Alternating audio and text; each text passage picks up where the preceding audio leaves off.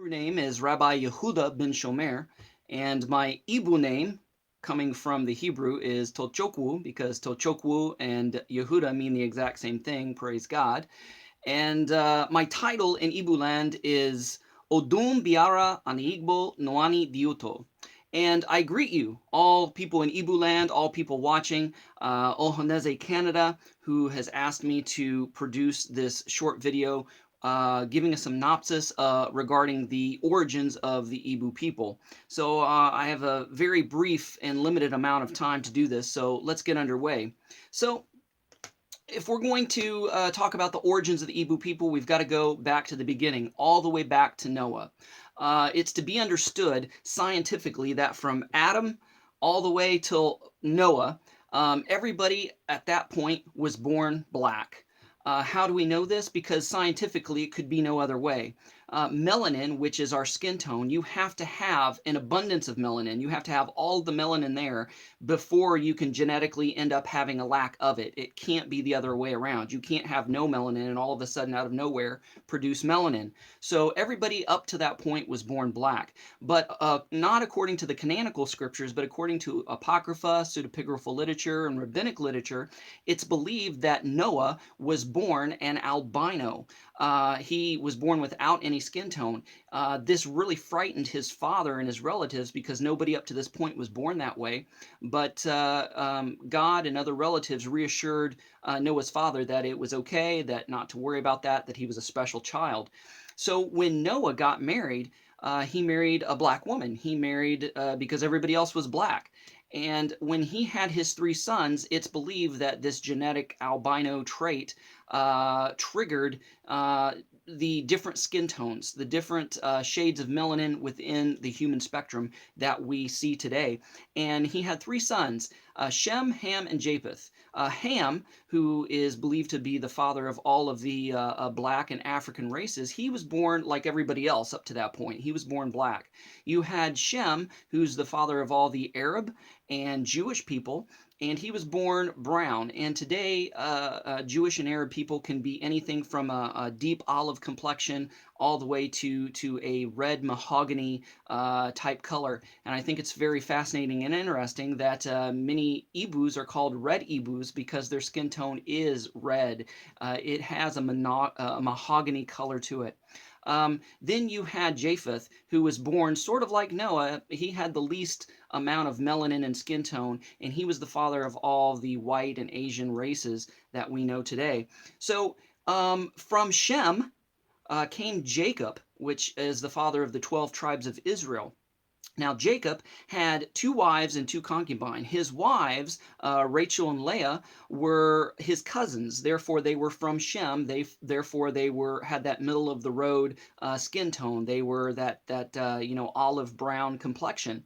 Now, we don't know the ethnicity or the race of Zilpah and Bilhah, the handmaids that Jacob also took as wives. But because Laban and his daughters Rachel and Leah and the concubine were living in the land of Canaan, and because Zilpah and Bilhah had this bond servant type status, this concubine status, we believe that they were probably from Canaan. And all of the Canaanite nations, the 7 Canaanite nations whom Israel came to subdue and take over the land, which is the land of promise, they were from Canaan, and Canaan was from Ham, therefore they were all black.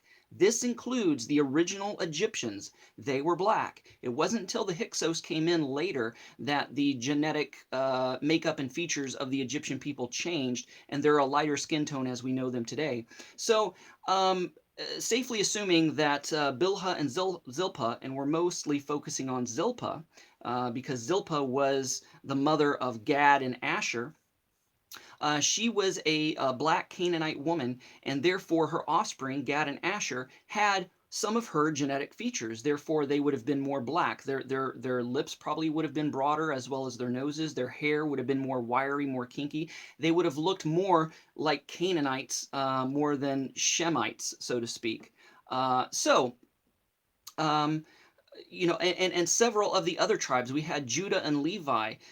They also married Canaanite women, and so therefore a lot of people from the tribe of Judah and Levi are also black. We know that the Limba tribe in Africa has been traced genetically back to the tribe of Levi. We know that there are a lot of black Jews as well because the genetics show up even though they're a dark skin tone. So we know that Judah married a Canaanite woman and had some of his sons were black as well. So moving on, Gad in turn had 7 sons, and we're interested in 4 out of the 7, which is Eri, Areli, and Arodi, and possibly Esbon, because Esbon is a common name among the Ibu people. So it is believed that the Ibu people spring from Gad's sons, Eri, Areli, Arodi, and possibly Esbon. And we know that one of the kingdoms, the king in Obu Gad, house of Gad, and Aguleri, his last name is Eri. He can trace his lineage directly from Gad's son Eri, and that's why Eri is still a part of his last name.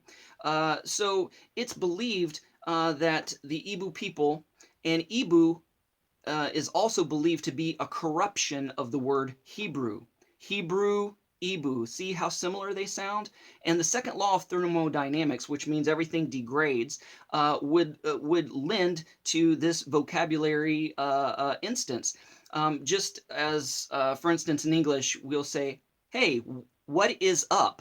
What is up comes to what's up. What's up eventually becomes what's up.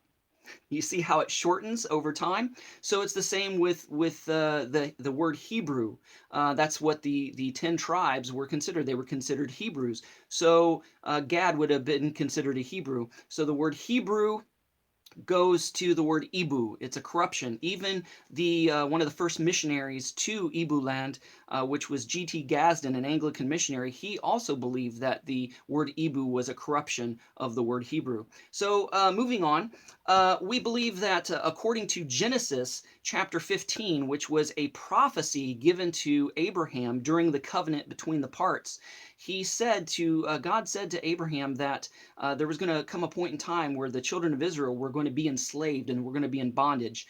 This prophecy was passed down to all of the children throughout the generations. And so when Joseph came along and began to rule, was second in command of Egypt, and he brought his brothers down, and therefore the 12 tribes sprang from there. We know that eventually that these 12 tribes became enslaved by the Egyptians.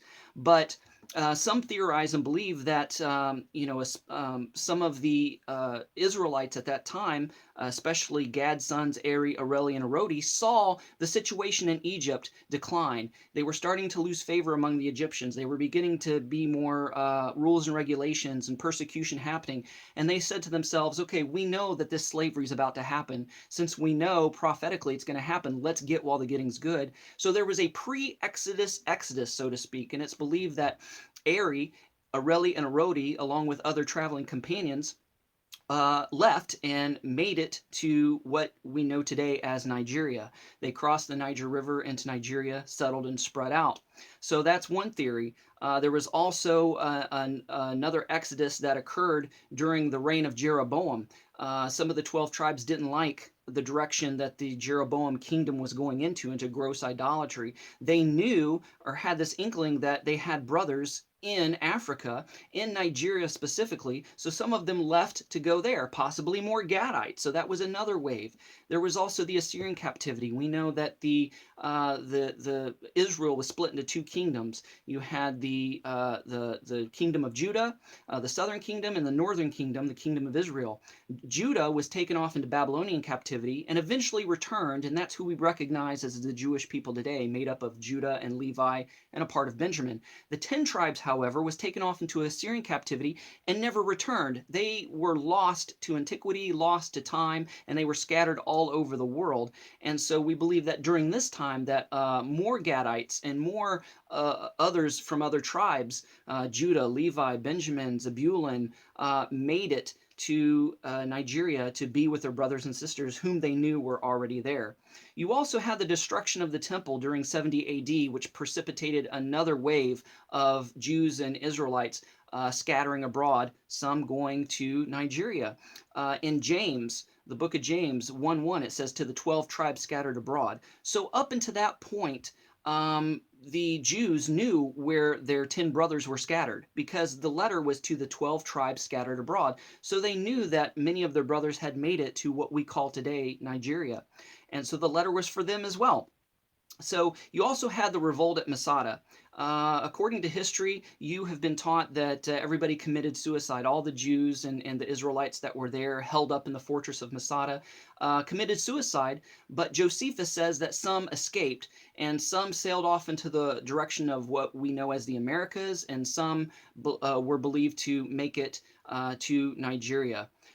You also have the modern diaspora, where people are waking up to their genetic ancestral identity, and a lot of people recognizing they're coming from the lost 10 tribes, and specifically the Ibu are making their way back to Ibu land. So these are some of the ways and some of the reasons how the Ibu people made it to Nigeria. Now, I've never seen this personally with my own eyes because the time I went to the Ofala festival, the river was high. But I've heard that during the dry season, during the Ovala festival, or the whole reason for the Ovala festival is to commemorate Eri, Areli, and Arodi and their traveling companions crossing the Niger River and settling in Nigeria.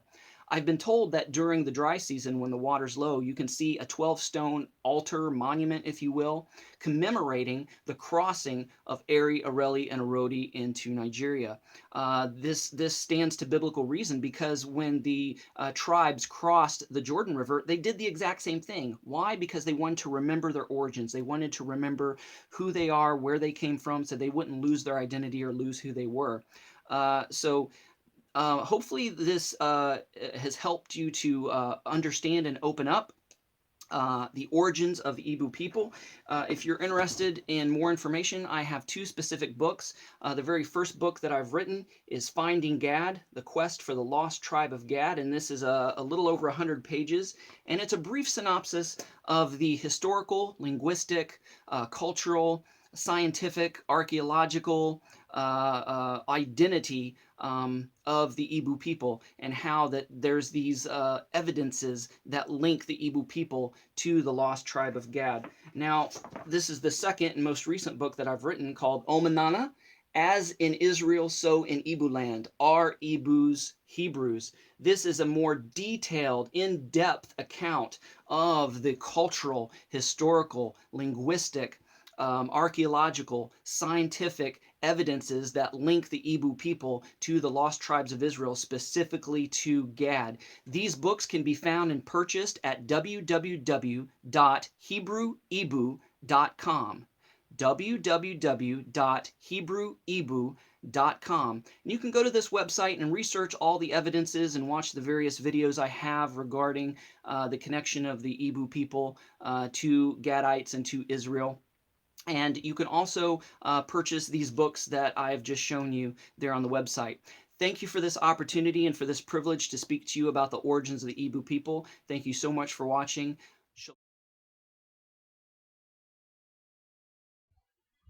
Shalom, this is Rabbi Yehudah coming at you, known in Ibu land as Tochokwu, also known by my title, Odum Biara Ani Igbo Nwani Diuto. To all my viewers, I say shalom, and specifically to my Ibu viewers, I say kedu. Whenever you see me wear this hat or my red felt chieftain cap, you can pretty much guarantee I'm going to be dealing with a subject regarding the Ibu people of Nigeria. And so today I specifically want to tackle the thorny subject of the danger of Afrocentricity among the Ibu. So let's get started. Now, before the white man, the explorers, the slave traders, and the missionaries came to West African shores and met the Ibu people, the Ibu have never questioned their origins, their heritage, or their identity. Now, the former slave, Oluda Ekwano, in his biography, expounded on this fact as he gives detailed account of Ibu culture prior to the coming of the white man and how it relates to that of the children of Israel. Now, the explorers and slave traders, even in their limited knowledge of Scripture, could clearly see by their initial contact with the Ibu that the Ibu mirrored the life of the children of Israel in the wilderness.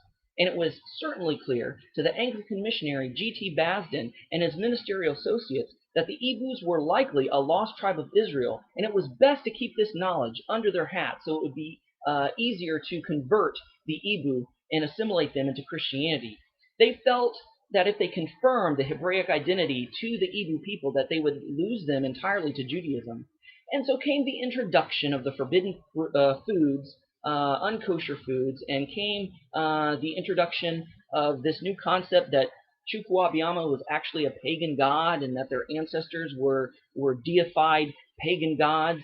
And slowly came the process of turning the Igbo away from their Hebraic culture to a more westernized Christian one.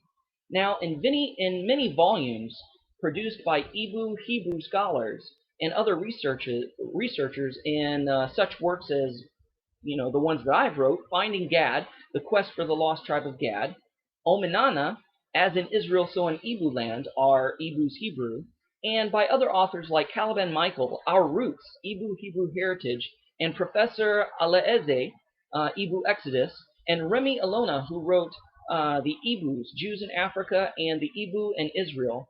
Among other books and other scholars, it's been well established the various evidences such as the biblical, historical, archaeological, cultural, scientific, and linguistic evidences connecting the Ibu tribe of Nigeria to that of Gad, as well as other tribes of Israel such as Judah, Levi, Zebulun, just to name a few.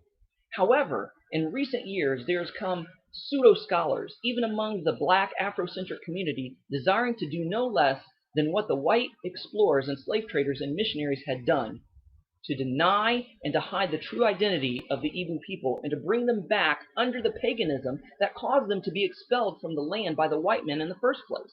This, according to Deuteronomy chapter 28, which talks about one of the main things when you disobey God and His word and His commandments, that you will be expelled from the land, that you will be sold into slavery, etc. Now, ironically, under the guise of enlightenment through educational institutions, which have been built from the foundation of colonialism, which these pseudo-scholars, black Afrocentric scholars cry out so much against, they themselves have been teaching and caused people to buy into the racial prejudices and falsehoods that all Jews are white and have a colonial mindset and agenda to mentally and spiritually subjugate the Igbo people. Now, Afrocentric pseudo-scholars attempts to further expand the abyss of the racial divide between whites and blacks, as well as bring Igbos and other African peoples spiritually and mentally back under the dark ages of paganism and some sort of imaginary, diluted, repackaged, postmodern, neo-pagan, Afrocentric golden age that never existed nor ever will exist. Afrocentricity also endangers not only the Igbo, but all unique African tribes and peoples, which in reality, their uniqueness and diversity is a beautiful thing and a strength, but it is seen as a wedge of division among the Afrocentric pseudo-scholars. Now, ironically, this comes from a colonial Western mindset. Now, the African mindset was to live and let live, to accept all the African tribes and all their beauty and all their uniqueness, and to just simply agree on the things that you can agree with, and to disagree agreeably in brotherly love and unity on the things that you don't agree with, and not worry about that.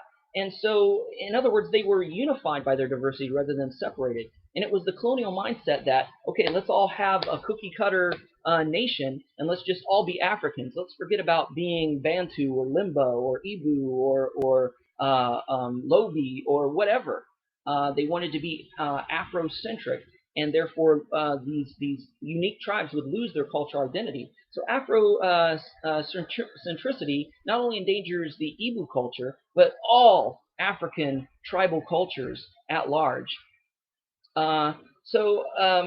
Hopefully this introduction to this matter and this subject will kind of really help you see the importance of the Igbo language and the Igbo culture, and that it is rooted in the Hebraic culture. So thank you for watching. Shalom and Shavua Tov.